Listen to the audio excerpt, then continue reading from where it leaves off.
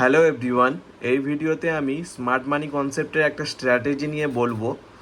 অনেক সময় তোমরা দেখেছো যে প্রাইস এরকমভাবে যাচ্ছে, যেতে যেতে একটা হাই ক্রিয়েট করে। এখানে হাই ক্রিয়েট করলে এই হাইটা মার্ক করবে যখন প্রাইস হচ্ছে এই হাইটাকে একটা বড় ক্যান্ডেলে ব্রেক করবে।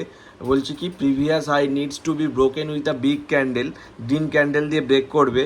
আর নিচেই যে ভলিউম যেটা আছে, ভলিউমটা খুব বেশি থাকবে অ্যান্ড হাই ভলিউম থাকবে and creates the area of displacement. এবার ডিসপ্লেসমেন্ট এরিয়াটা তোমাদের বলছি। ধরো প্রাইস এখানে ব্রেক করলো, ব্রেক করার পর ব্রেক করার আগে যে রেড ক্যান্ডেলগুলো থাকবে সেটাকে একটা অর্ডার ব্লক করে নেবে।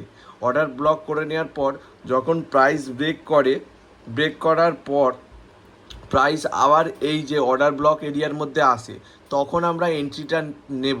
কি বলছে এখানে, price comes and hit the order block section. Order block section বলতে এই জায়গাটাকে বোঝানো হচ্ছে।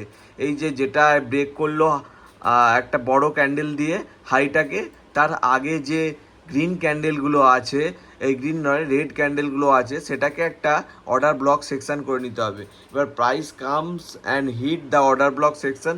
প্রাইস ব্রেক করে যখন এই অর্ডার ব্লক সেকশানে আসবে তখন আমরা ট্রেডটা নেব। এবার এখানে কি দেখতে পাচ্ছি, প্রাইস এখানে ব্রেক করলো, ব্রেক করার পর এই অর্ডার ব্লক সেকশানে এলো, তারপরে প্রাইস একটা